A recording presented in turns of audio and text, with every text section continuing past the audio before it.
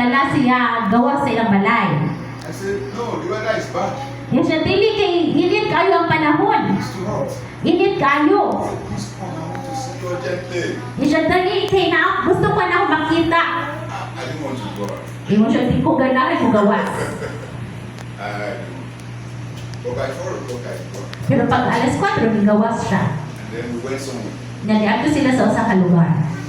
This was so cool, Nabugnaw kaayo ang lugar. so lovely, so lively. Wapo, maayo, makaayo ang lugar. So I said, wait, you Di siya tachunsa. are not come now. Kung wala ko niyan yung I karon. believe that the world wants to collapse. Nagtuo ko nga ang kalibutan murag mga But hudlo. as soon as I got there, So, pero pagkabot na ko dito, new life, good life. maayo ang kinabuhi. I said, thank you for bringing me out. Imo ko salamat kayo nga ibuha kong ipanhi diri. Sometimes alone in your house, Kay usahay, kung naginusara kasi mong balay, face to face with your trouble, kao imuhang kasama ra or problema, imuhang kaatubang, you feel everything is against you.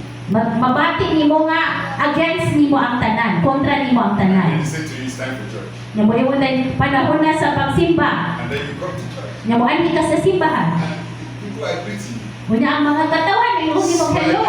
Nag-smile nimo. Nagipagkatawan nimo. The day is gone.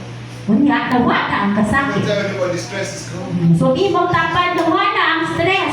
Gawa na, stress. Luwa na. Amen. Amen. Amen. You will laugh again. Pwede na ka makatawa usa. Suddenly there is hope again. Nakakuha na ka dahil yung paglaog usa. Amen. Amen. Ano man? Fellowship Pakipag-abi-abi. and encouragement. O pag-encourage. And we look at the word of God in Ecclesiastes chapter 4. Unya ato tanawan ang pulo sa Ginoo sa Ecclesiastes kapitulo 4.